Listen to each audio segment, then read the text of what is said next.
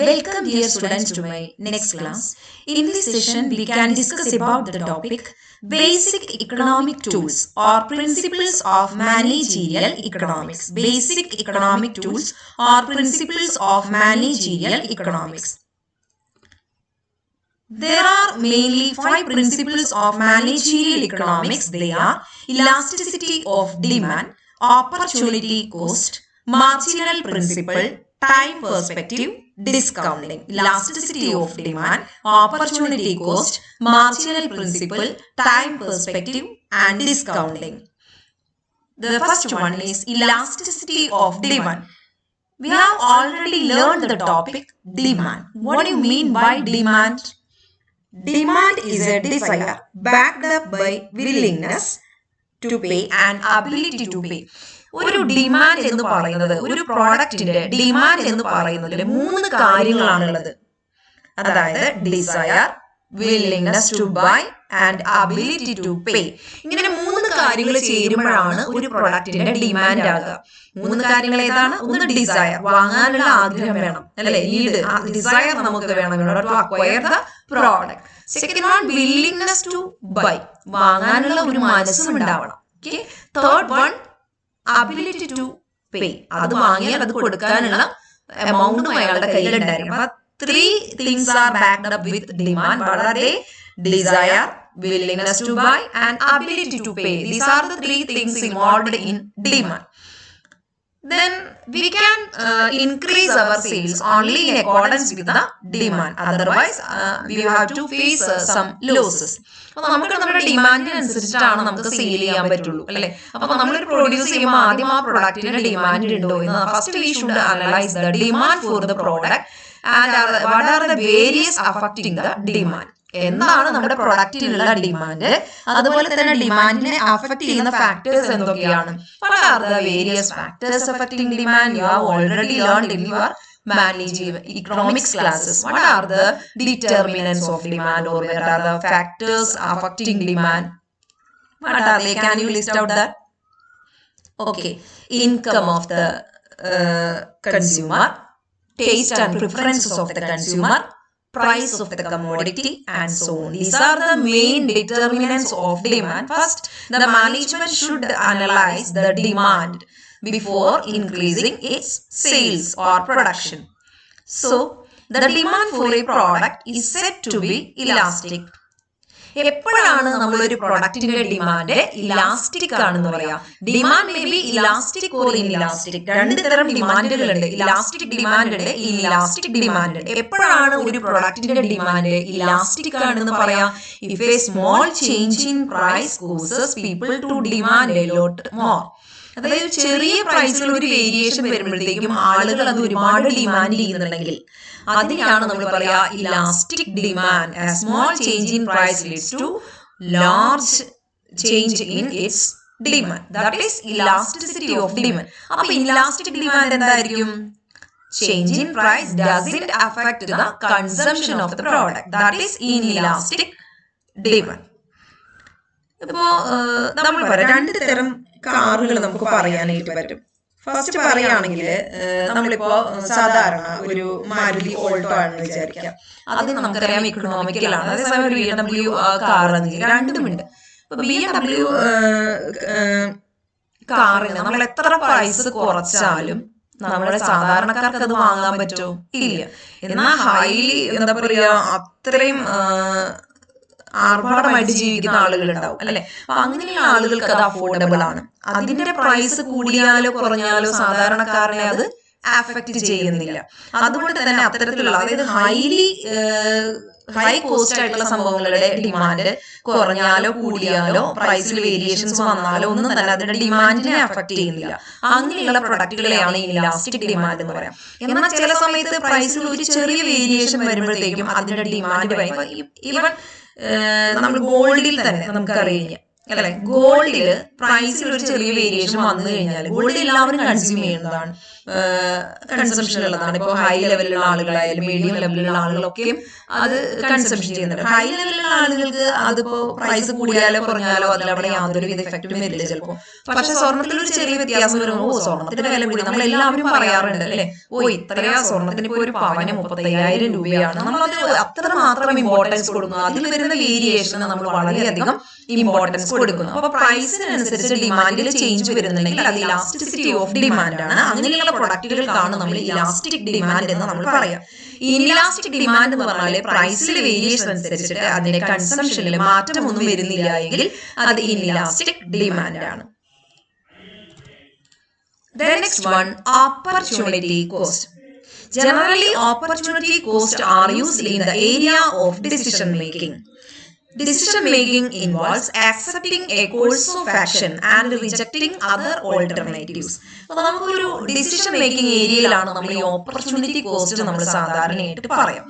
ഈ decision making എന്ന് പറയുന്നത് ഒരു പ്രോസസ്സാണ്, അല്ലെ ഒരു മെന്റൽ പ്രോസസ്സാണ്, ഒരു ഇന്റലക്ച്വൽ പ്രോസസ്സാണ് ഈ ഡിസിഷൻ മേക്കിംഗ്. നമ്മുടെ മുമ്പിൽ ഒരുപാട് ചോയ്സുകളുണ്ട്. അറ്റ് എ ടൈം നമുക്ക് ഒന്ന് മാത്രമാണ് സെലക്ട് ചെയ്യാൻ പറ്റുള്ളൂ. അപ്പൊ നമ്മൾ എന്ത് ചെയ്യാം? ബെസ്റ്റ് സ്യൂട്ടബിൾ ആൾട്ടർനേറ്റീവ്സ് നമ്മൾ സെലക്ട് ചെയ്യും. ബാക്കിയുള്ളതെല്ലാം നമ്മൾ എന്ത് ചെയ്യും? റിജക്ട് ചെയ്യും. ഓക്കെ, അപ്പോ അതിനെയാണ് അപ്പൊ നമുക്ക് നഷ്ടമായിട്ട് വരുന്നതാണ് ഈ ഓപ്പർച്യൂണിറ്റി കോസ്റ്റ് എന്ന് പറയാം. ഇപ്പോ നിങ്ങൾ വിചാരിക്കുകയാണ്, നിങ്ങൾക്ക് ഇപ്പോൾ റെഗുലറിൽ പഠിക്കണം, റെഗുലർ കോളേജിൽ പഠിക്കണം, നിങ്ങൾക്ക് ബികോം ആണ് നിങ്ങൾ ആഗ്രഹിച്ചിരിക്കുന്നത്. റെഗുലർ കോളേജിൽ പഠിക്കണം, നിങ്ങൾക്ക് ബികോം ആണ് നിങ്ങൾ ആഗ്രഹിക്കുന്നത്. പക്ഷെ നിങ്ങൾക്ക് റെഗുലർ കോളേജിലെ ബികോമിന് സീറ്റ് കിട്ടുന്നില്ല. നിങ്ങൾക്ക് കിട്ടിയിരിക്കുന്നത് സെൽഫ് ഫിനാൻസിംഗിലാണ്. അങ്ങനെ നിങ്ങൾക്ക് സെൽഫ് ഫിനാൻസിംഗിൽ സീറ്റ് കിട്ടാനിരിക്കുമ്പോൾ നിങ്ങൾക്ക് റെഗുലറിൽ നിന്ന് നിങ്ങൾക്ക് വേറൊരു കോഴ്സിന് ഓഫർ വന്നു. നിങ്ങൾക്ക് റെഗുലറിൽ ചേരാനും ഇഷ്ടമാണ്, പക്ഷെ ബികോം ഫിനാൻസ് ആണ് ഇഷ്ടം, അല്ലേ? അപ്പോ ബികോം ഫിനാൻസ് കിട്ടണമെങ്കിൽ നിങ്ങൾ എവിടെ ചേരണം? സെൽഫിൽ ചേരണം. ഇക്കണോമിക്സിനോ മറ്റോ നിങ്ങളെ റെഗുലറിൽ വിളിച്ചിട്ടുണ്ട്. നമുക്ക് ഏതെങ്കിലും ഒരു ഓപ്പർച്യൂണിറ്റി നമുക്ക് എന്ത് ചെയ്യണം? ഉപേക്ഷിക്കണം. അപ്പൊ നമ്മൾ എന്ത് ചെയ്യാണ്? സെൽഫ് ഫിനാൻസിങ് ബികോം നിങ്ങൾ എടുക്കുകയാണ്. അതർ ഓപ്പർച്യൂണിറ്റി വിൽ ഫോർഗോ, അല്ലെ? അപ്പൊ ആ BA എന്നുള്ള ഓപ്ഷൻ റെഗുലറിൽ പഠിക്കണം, എന്നാലും സാരമില്ല, റെഗുലറിൽ കിട്ടിയതാണ്, കുഴപ്പമില്ല, ഇനിയിപ്പോ എന്തായാലും ഇവിടെ ചേരാം, നമുക്ക് ബികോം അപ്ലൈ. ഒരെണ്ണം നമ്മുടെ കയ്യിൽ നിന്ന് പോയി, ഒരെണ്ണം നമുക്ക് കിട്ടി, അല്ലെ? അപ്പൊ അതെന്താണ്? രണ്ട് individual is confronted with more than one opportunity but he has to select only one, അല്ലെ? ഒന്നിലധികം ഓപ്പർച്യൂണിറ്റി അയാളുടെ മുമ്പിലുണ്ട്, പക്ഷെ അയാൾക്ക് ഒന്ന് മാത്രമാണ് സെലക്ട് ചെയ്യാൻ പറ്റുള്ളൂ. ഒരു ഓപ്പർച്യൂണിറ്റി അയാൾ ആക്സെപ്റ്റ് ചെയ്യുമ്പോൾ other opportunity will forgo. The cost of the foregoing opportunity is called opportunity cost. നമുക്ക് നഷ്ടമാകുന്ന ഓപ്പർച്യൂണിറ്റിയുടെ കോസ്റ്റിനെയാണ് നമ്മൾ പറയുക opportunity cost. When an individual is confronted with more than one alternative but he has to choose only one, the other opportunities will forgo. The cost of foregoing opportunities are called opportunity cost. These are used mainly in decision making areas. The next one, the marginal principle. The marginal principle, also known as incremental principle. The marginal principle, also known as incremental principle. Under marginal principle or incremental principle, there are various concepts are here. They are marginal cost, marginal revenue, marginal utility, marginal production, and so on. The marginal costing and marginal revenues are the two terms used for pricing.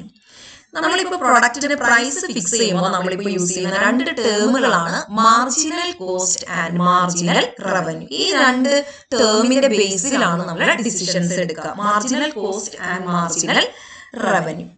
What is marginal utility? അല്ലെങ്കിൽ marginal cost അല്ലെങ്കിൽ marginal benefit എന്ന് പറഞ്ഞാൽ എന്താ? This is the benefit derived from the additional unit of the product. That is marginal utility. അപ്പോൾ നമ്മൾ marginal principle ആണ് നമ്മൾ പറഞ്ഞുകൊണ്ടിരിക്കുന്നത്. Marginal principle, first we have to learn the topic concept marginal cost. Marginal cost is the cost incurred for producing additional unit. Marginal cost is the cost incurred for producing additional unit. അപ്പോൾ നമുക്ക് 100 unit ആണ് നമ്മൾ സാധാരണ produce ചെയ്യുന്നതെന്ന് വിചാരിക്കാം. 100 unit produce ചെയ്യാൻ വേണ്ടിയിട്ട് ഒരു ഐറ്റത്തിന്റെ 100 യൂണിറ്റ് പ്രൊഡ്യൂസ് ചെയ്യാൻ നമുക്ക് വരുന്നത് 1000 rupees ആണ്. ഓക്കെ, 100 യൂണിറ്റ് പ്രൊഡ്യൂസ് ചെയ്യാൻ നമുക്ക് വരുന്ന കോസ്റ്റ് 1000 rupees ആണ്. If the firm decided to increase its production from 100 to 150. ഇനി ഫേം ഡിസൈഡ് ചെയ്യാണ് ഫേം അതിന്റെ പ്രൊഡക്ഷൻ 100 യൂണിറ്റ് പ്രൊഡ്യൂസ് ചെയ്യുന്നതിന് പകരം 150 ആയിട്ട് പ്രൊഡ്യൂസ് ചെയ്യാൻ പോവുകയാണ്. അങ്ങനെ വരുമ്പോൾ അതിന് വരുന്ന കോസ്റ്റ് 1500 ആണെന്ന് വിചാരിക്കുക. 1500 ആണ് അതിന് വരുന്ന കോസ്റ്റ്. നമ്മൾ പറഞ്ഞു 100 യൂണിറ്റ് പ്രൊഡ്യൂസ് ചെയ്യാൻ 1000 യൂണിറ്റ് വരുന്നു. 150 യൂണിറ്റ് പ്രൊഡ്യൂസ് ചെയ്യുമ്പോൾ നമുക്ക് 1500 വരുന്നു. അപ്പൊ നമുക്ക് 100 യൂണിറ്റിൽ നിന്ന് 50 യൂണിറ്റും കൂടി കൂടുതൽ പ്രൊഡ്യൂസ് ചെയ്യുമ്പോൾ നമുക്ക് കൂടുതൽ വരുന്ന കോസ്റ്റ് എത്രയാണ്? 500 ആണ്. ആ 500 നമ്മൾ പറയാ marginal cost. These are the cost incurred four producing additional product.